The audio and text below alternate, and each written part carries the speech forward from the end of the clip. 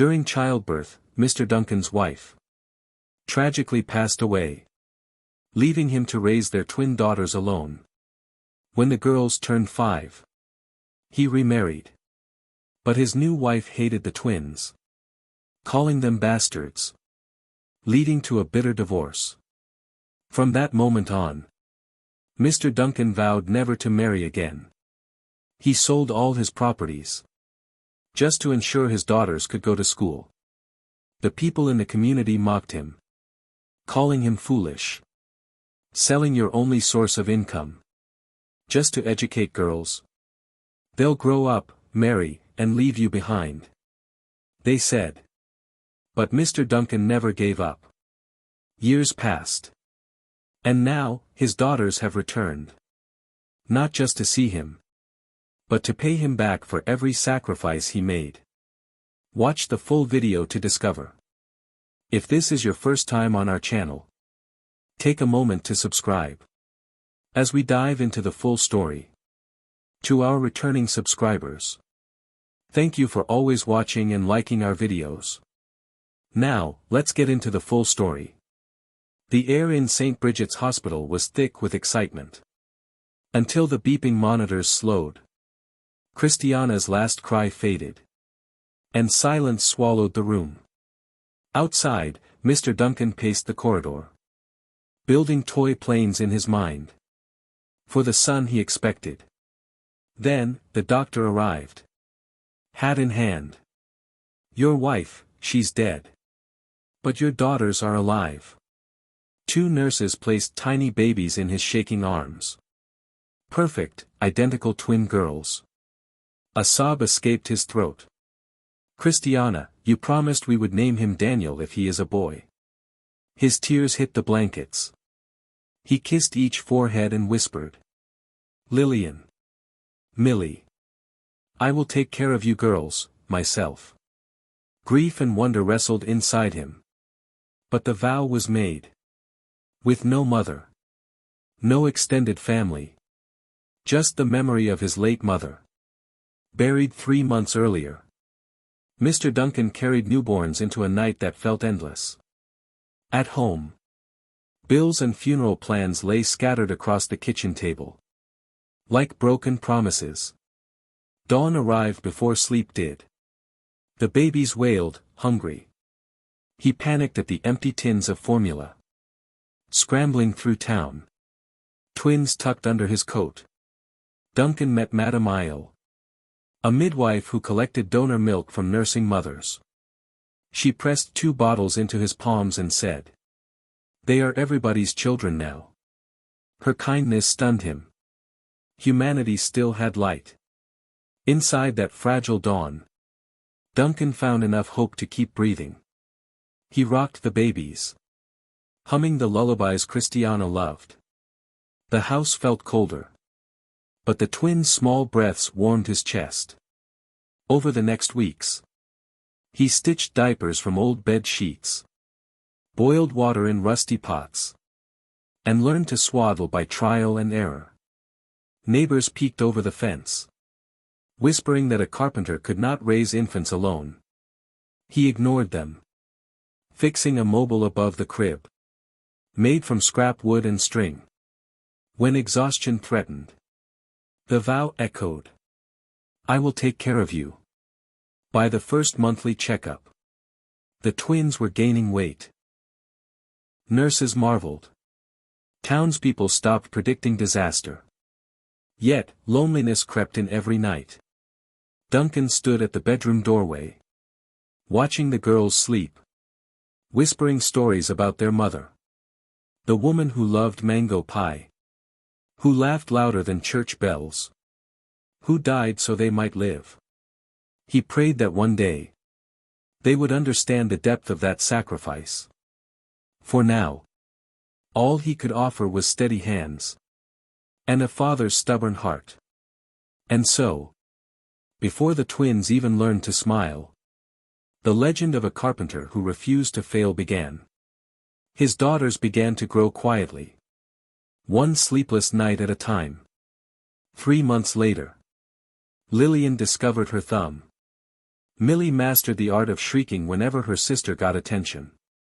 Mr. Duncan juggled feedings with furniture orders, carving headboards while rocking a cradle with his foot.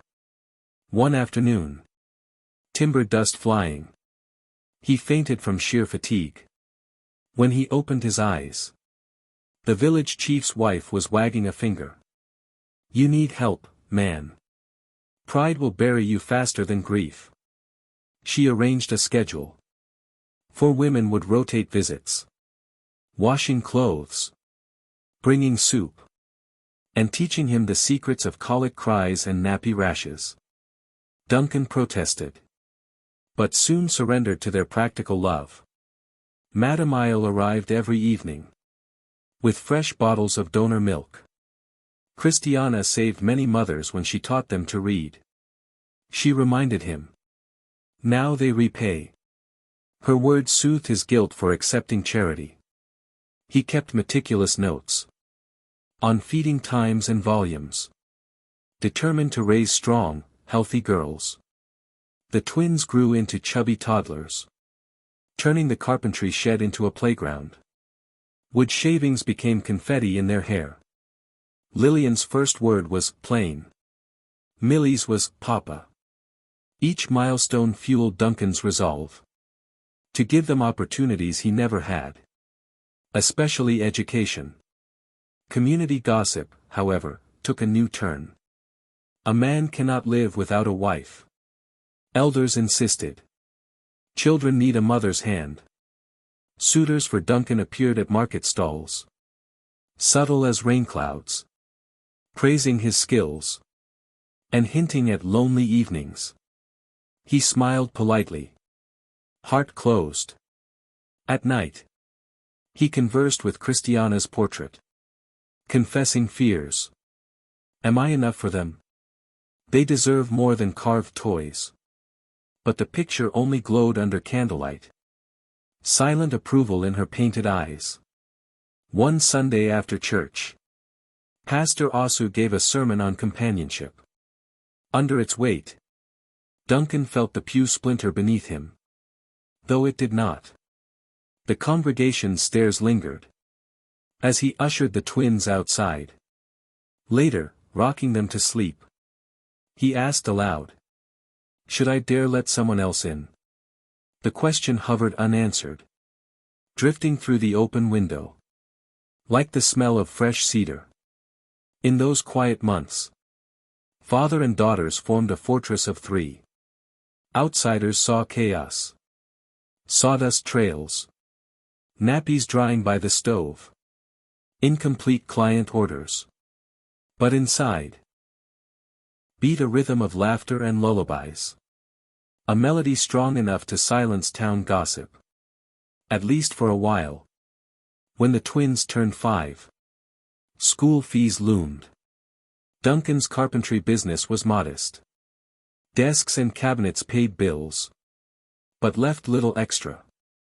After one especially lean quarter, he thought of remarrying.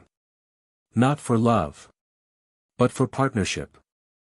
Then he met Clara. Soft-spoken, recently widowed, admired for her cooking. She praised Duncan's furniture, doted on the twins during brief visits, and promised, "I'll treat them like my own." Her gentle smile chipped away at his hesitation. The wedding was simple. Vows beneath a mango tree. Choir songs drifting across the yard. The twins twirled in yellow dresses, excited at gaining a Mama Clara. For 6 sweet months, the house smelled of fresh bread. Bedtime included stories in 2 voices. Duncan dared to believe fate had granted them a second chance at family. Reality struck on a humid Thursday. Duncan returned from the workshop late, sweat glued to his shirt. Hearing screams, he bolted inside. Clara towered over the twins, brandishing a wooden spoon, welts already forming on tiny arms. "Bastard twins," she spat. "You spilled palm oil on my new wrapper." Millie cowered, Lillian shielded her sister. Something primal ignited in Duncan. He stepped between them. Voice shaking, but low. Touch them again. And you will answer to me. And God. Clara's face twisted in disdain. You think anyone else will want a man cursed with motherless girls? She got angry. Packed her belongings before dawn. And slammed the gate behind her. He walked the house that day. As if each echo from the walls could answer his silent fury. Neighbors whispered about the failed marriage.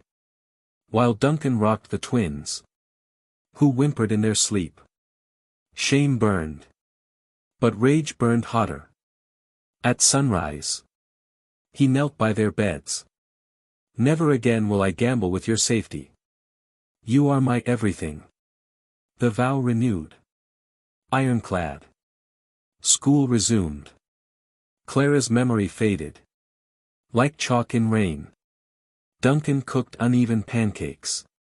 Braided hair with crooked parts. And forgot picture day forms. But the twins laughed through it all. They invented a secret handshake. 3 claps and a nose tap. Signifying unbreakable unity. If loneliness pricked him at night. He buried it. Sanding planks until dawn. To complete bookshelf orders. Each finished piece financed spelling bee entry fees. And class excursions. Village council members shook their heads. Who sells his heart for daughters? Sons would carry his name. Duncan responded with more shelves. More laughter echoing from the wooden shed. And in that defiance. The twins learned their first lesson. Family is the people who choose you. Every single day. Primary school raced by. In a blur of chalk dust and lunchbox swaps. Lillian loved science charts. Millie tinkered with broken radios. Claiming she could make them sing again. Duncan's pride swelled. Each time report cards arrived. Yet he noticed the mounting fees for junior high. Textbooks. Uniforms. Lab contributions. Income from the carpentry shop plateaued. While timber prices rose. He tightened his belt. Skipped dinners. And accepted night commissions.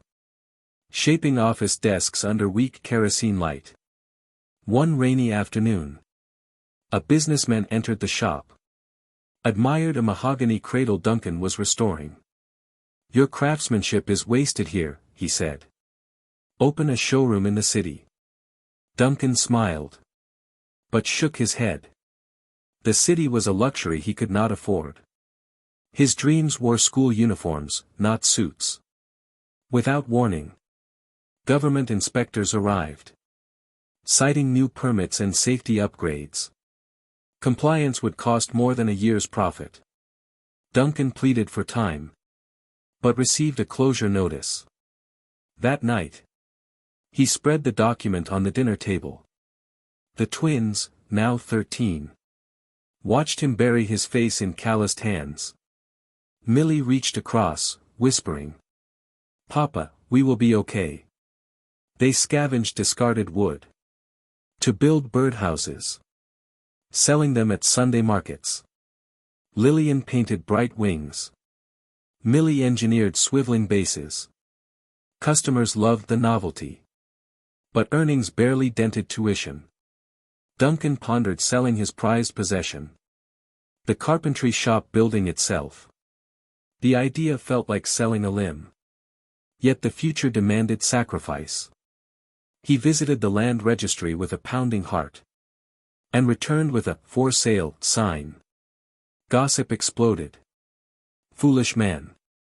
Girls will marry and leave. Invest in sons. The twins heard every sneer. But stayed silent. Adding extra color to birdhouses. Turning pain into art. 3 months later. A buyer offered enough. To cover high school fees and a modest living allowance. Duncan signed. Keys trembling in his grip. On moving day. The twins pressed their palms on dusty walls, thanking the shop for feeding us all these years. Duncan locked the door one last time, tears falling onto the iron padlock. He walked away carrying only a toolbox, identical hands holding each daughter's. Behind them, the wooden sign creaked in the wind, whispering a farewell no one else could hear. Relocation was inevitable. They rented 2 small rooms behind the city's central library, close to the twins' new secondary school. Duncan searched for work, but carpentry vacancies were scarce. One custodian posting caught his eye. Library cleaner needed. Pay modest. Hours dawn to noon. He applied, explaining his woodworking history. The head librarian, Mrs. Mensa, examined his scarred palms, then smiled. Anyone who respects wood will respect books. Job is yours. Each morning before sunrise, Duncan swept marble corridors, polished reading tables, and oiled creaky hinges. As the sun rose, he inhaled the scent of paper and ink. A different forest than the one he once carved. He pocketed torn pages to patch at home, muttering, "No story deserves the dustbin." The twins often joined after class, finishing homework between shelves, while their father mopped. Librarians adored them, and slipped extra textbooks into their backpacks. Despite tight budgets, family evenings brimmed with laughter.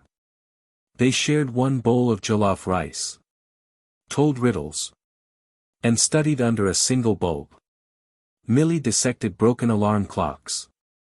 Lillian traced flight paths on world maps, salvaged from library archives. Duncan watched, marveling at how hunger for knowledge overshadowed hunger for food. The city, however, bore sharper tongues. Market women scoffed when Duncan bargained over bruised tomatoes. "Where is your wife?" they demanded. Taxi drivers joked that he should loan out the twins for bride price advances. Each insult chipped at him, but he stored the pieces, intending to build something better later. One weekend, the school announced a field trip to the regional airport. The fee? Unattainable. Duncan considered pawn shops. Hearing his sigh, Lillian urged, "Papa, don't. We'll write essays instead." But Mrs. Mensa intervened, sponsoring them quietly. When the twins stepped onto the tarmac and watched planes thunder overhead, destiny roared to life. Lillian felt her pulse sync with jet engines. Millie studied wing flaps, eyes gleaming with equations. They returned home breathless, declaring careers in aviation. Duncan nodded, fear and pride intertwining. "Then we will target the sky," he said, knowing the ground beneath him was already cracked. Senior year tuition nearly broke them. Duncan patched school shoes with leftover leather, mended uniforms until seams groaned, and accepted extra cleaning shifts, scrubbing graffiti from stairwells at midnight. The twins volunteered at church bake sales, saving coins in a biscuit tin labeled Sky Fund. By graduation week, admission letters arrived. Lillian, BSc Aviation at Emerald Air Academy. Millie, BSc Mechanical Engineering, Avionics, at Techfront University. Tuition figures turned excitement into quiet panic. They explored scholarships. Competition was fierce. One required an essay titled, "Why My Background Fuels My Dreams." Lillian wrote about losing a mother she never met, finding fathers in library shelves, and dreaming in engine thrusts. Millie described birdhouses and broken radios, turning into lessons on lift and torque. Their raw honesty secured partial grants. Still insufficient. One dawn, Duncan stood outside their rented rooms, staring at his toolbox. The last relic of his craft. He took it to a pawn shop. The clerk examined each chisel. Offered a humiliating price. Duncan accepted. Tears masked by sawdust on his cheeks. That evening, he laid cash before the twins. University will happen, he declared. They wept. Not from joy, but from the weight of his sacrifice. Community mockery escalated. Former neighbors sent letters.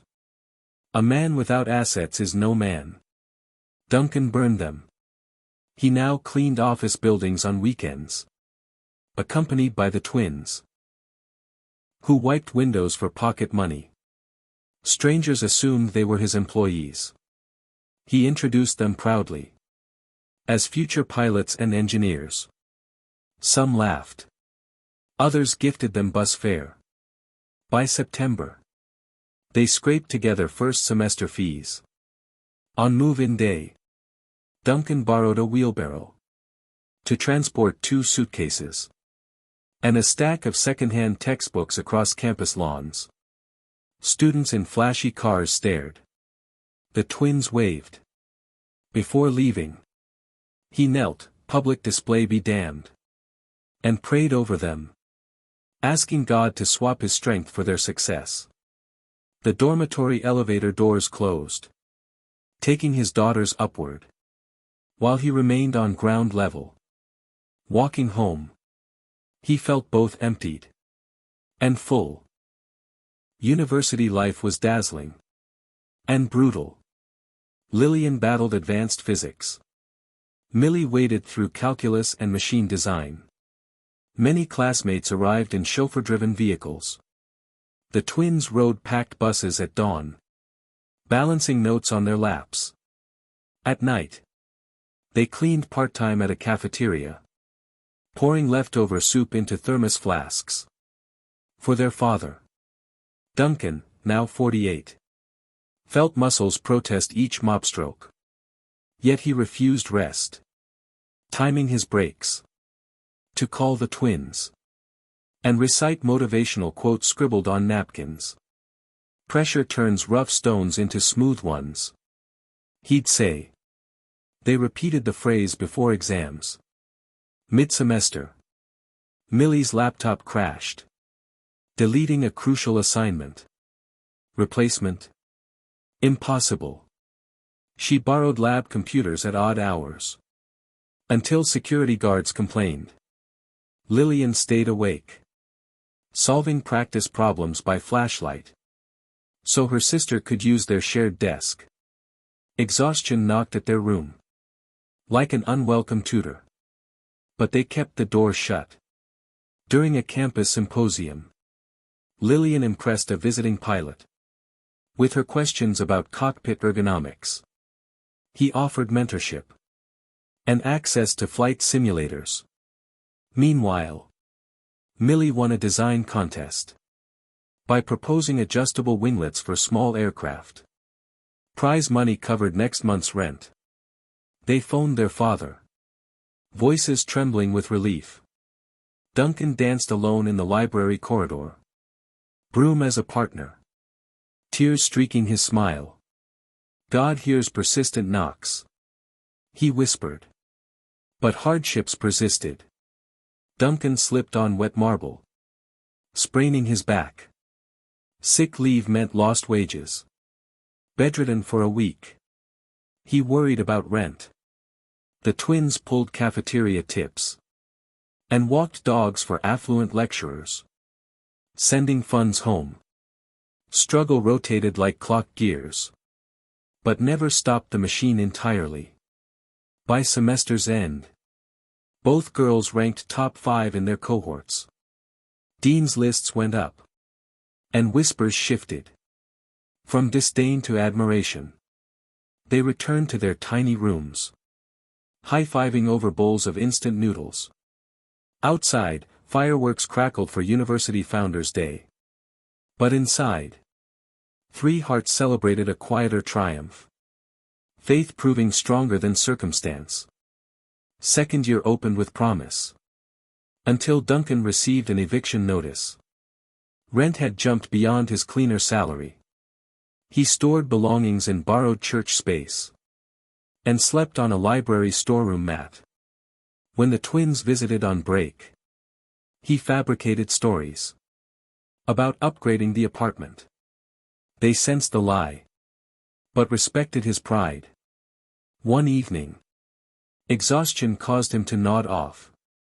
With a floor buffer still humming, the machine jerked, slamming into shelves.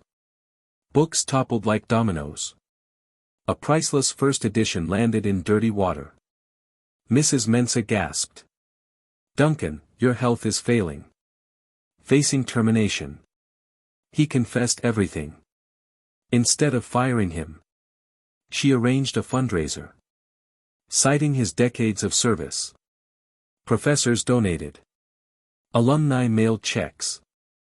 Within weeks, funds covered his medical bills and secured a bedsitter near campus. Duncan protested. But Mrs. Mensa insisted. "You mended our books. Let us mend your life." During recovery, he audited free evening classes on computer-aided drafting, claiming, "Old dogs learn new tricks." The twins cheered him on. Lillian supervised his physical therapy regimen via video calls. Millie emailed ergonomic chair designs to prevent future injury. Bond grew thicker than misfortune. At the year's close, the aviation school announced a competitive internship program with Skyway Airlines. Only 2 slots existed. Lillian submitted an application. Heart in throat. Competing against peers with family ties in the industry. On selection day, she spotted her name on the notice board. Ranked first. She collapsed into Millie's arms, crying, "Papa's mop bought me wings." Meanwhile, Millie secured a summer placement at Aerotech Manufacturing. She designed a prototype avionics bracket. Sturdy, yet lightweight. Impressing supervisors. They extended her internship indefinitely. With a modest stipend. She sent half of it to Duncan, who used it to buy health insurance. For the first time in years. At night, Duncan journaled gratitude. For spilled milk that led to donor mothers. For ruined cradles that birthed birdhouses. For sleeping on storeroom floors that made strangers generous. He finally saw the pattern. Pain carving space for blessing. One splinter at a time. Third year blurred into final dissertations. Simulator hours. And sleepless design sprints. The twins shared a mantra. One more step. When anxiety struck, they called home. To hear Duncan's steady baritone recite Psalm 23. He in turn leaned on library colleagues, who kept an eye on his diet and forced him to rest. A month before final exams, Duncan felt a familiar tightening in his chest. While polishing oak banisters, doctors confirmed mild hypertension. Medication added a new expense. Lillian threatened to drop a class and work extra shifts. He forbade it.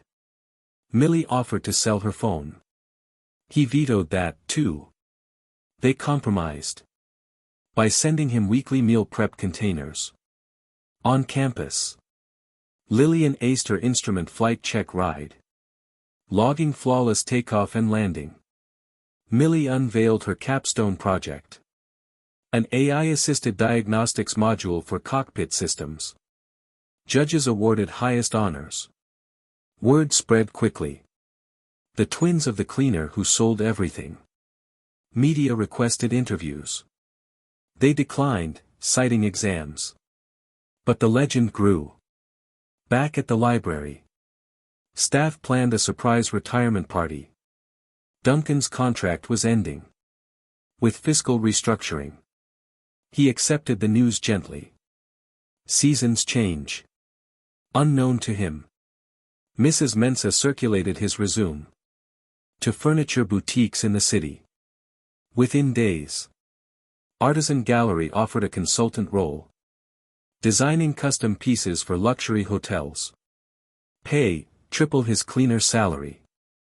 They valued not just his skills. But his story.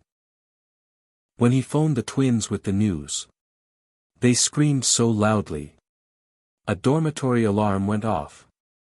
3 victories in 1 week. Felt surreal. Lillian clapped her hands, chanting. Papa's back in business. Millie calculated. How quickly they could clear his overdue utility bills. Exactly 2 pay cycles. Exams concluded. Gowns were ordered. Duncan tailored his old Sunday suit. Ironing it to near perfection. He bought a second-hand camera. And learned basic photography on YouTube. Determined to capture every moment himself. In his journal, he wrote. Christiana, come see what your girls have become. Graduation day dawned. Bright as prophecy. Rows of caps shimmered under stadium lights. Duncan arrived early. Claiming a front row seat. With the press of mentors and parents. When Lillian crossed the stage. He yelled. That's my pilot. Causing laughter in the stands. Millie followed. Tassel swinging. And blew a kiss. Cameras flashed. Duncan tried to photograph. But tears blurred the viewfinder. Strangers snapped pictures for him instead. After the ceremony. The twins pulled him to the tarmac. Where Skyway Airlines had parked a training jet for demonstrations. Lillian, now officially first officer trainee. Invited him inside the cockpit. He traced switches like sacred relics. I used to build toy planes from scrap. He whispered. She replied. Your hands built this future, too. Millie joined them, holding a gift. A miniature wooden plane. Carved from leftover mahogany. The first would Duncan ever let her touch. For your desk at Artisan Gallery. She said.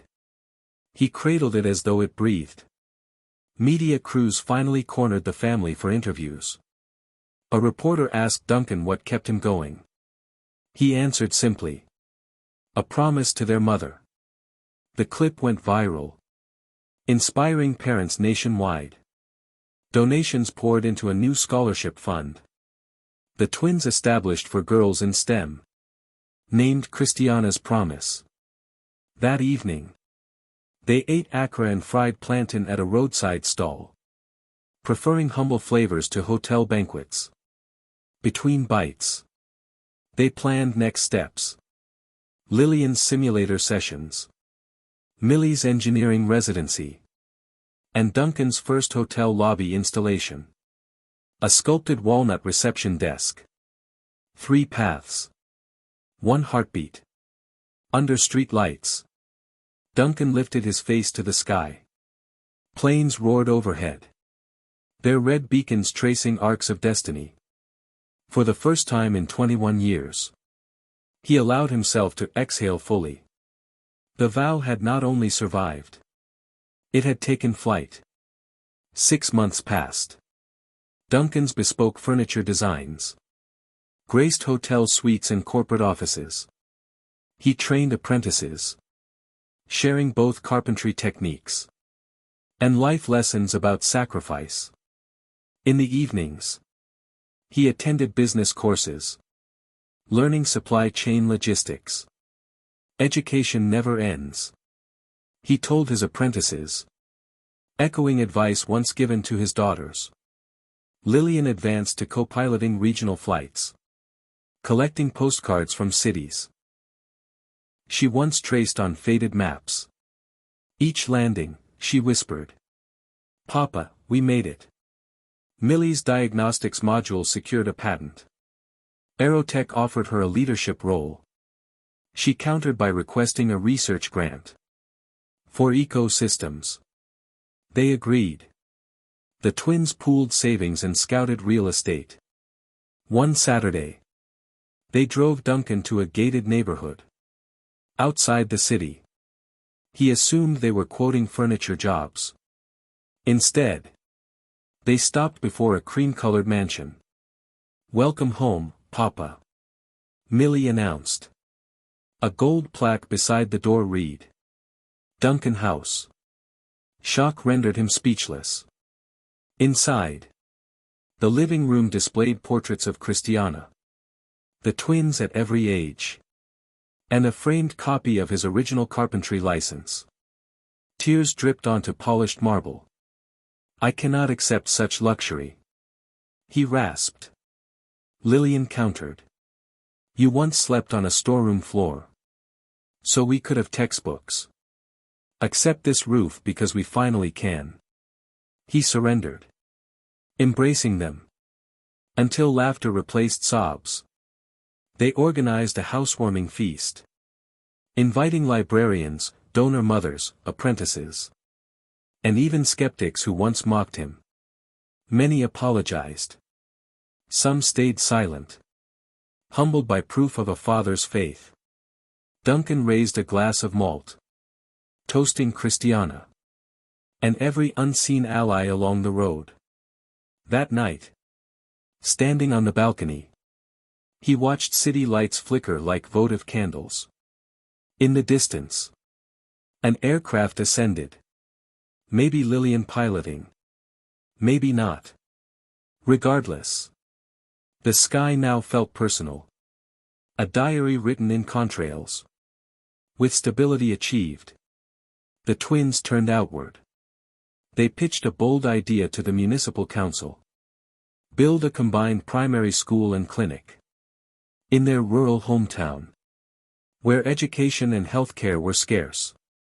Funding came from their salaries, Duncan's profits, and donations sparked by viral interviews. The council granted land. Construction began.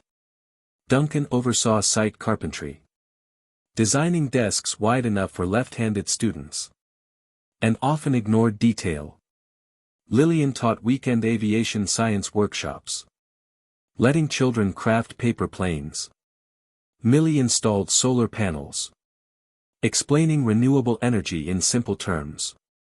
Opening day attracted crowds. The building bore the name Christiana Memorial School and Health Center.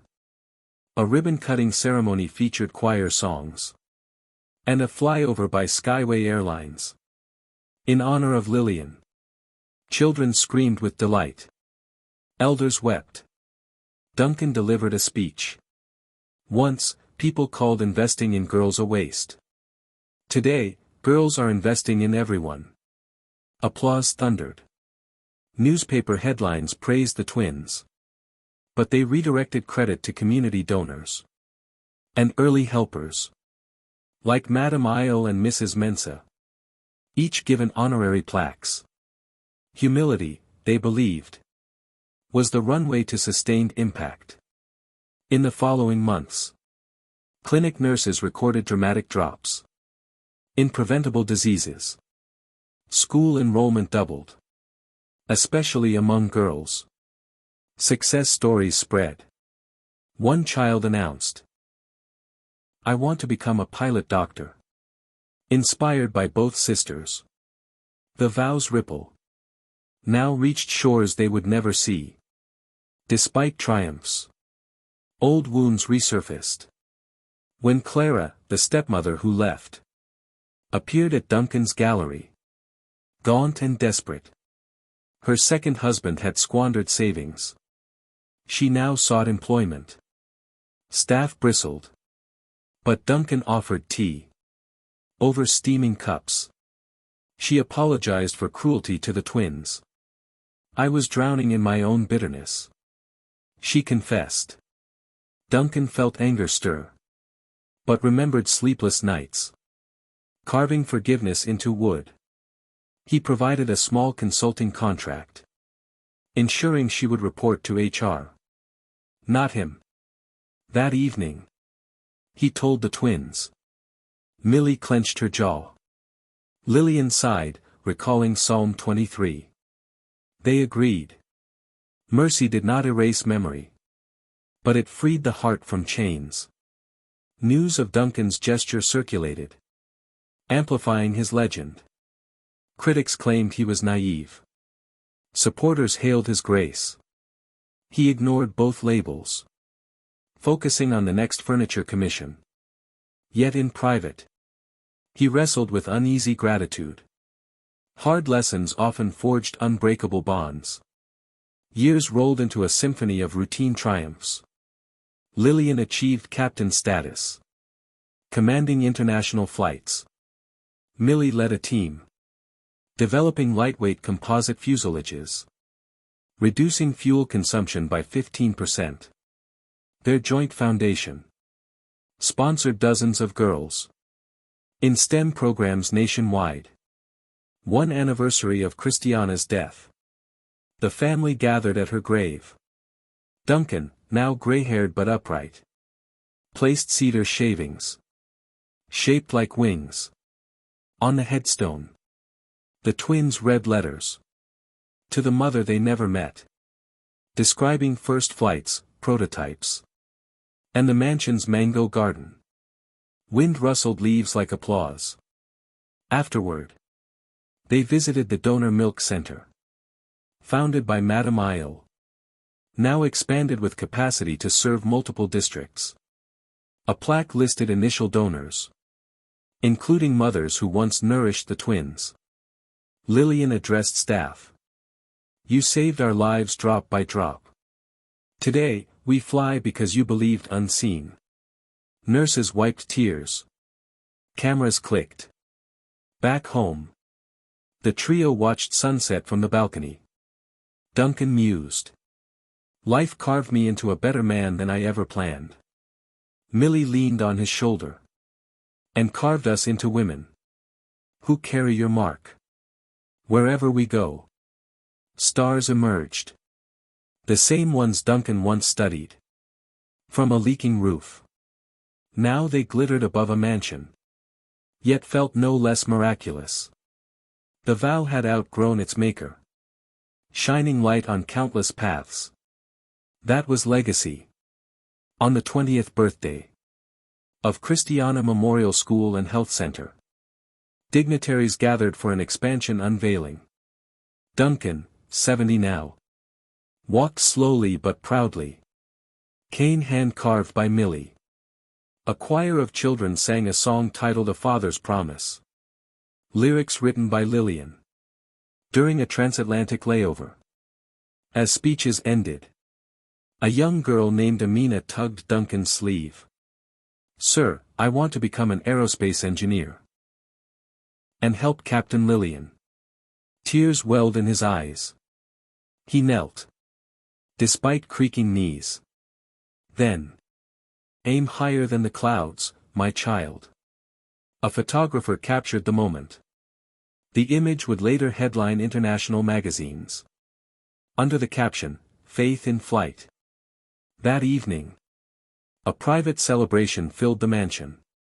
Apprentices, librarians, pilots, engineers, donor mothers, and former skeptics mingled. Duncan clinked a glass for silence. Voice soft yet firm. He declared. Love is the only investment that never depreciates. Thank you for proving it. The twins presented one final surprise. A documentary about their journey. Scheduled to screen in schools worldwide. Duncan watched the trailer. Montages of sawdust. Library halls. Runway lights. Then stood, overwhelmed. If this story teaches anything, he told the room, it is that every child is a runway. Clear the debris. And they will take off. Later. Alone on the balcony. He whispered to the stars. Christiana. Our girls fly higher than we ever dreamed. A distant jet glimmered. Perhaps it carried Lillian. Perhaps not. Either way, its trail traced a shimmering signature across the sky. Proof that vows kept with love can defy gravity. Forever.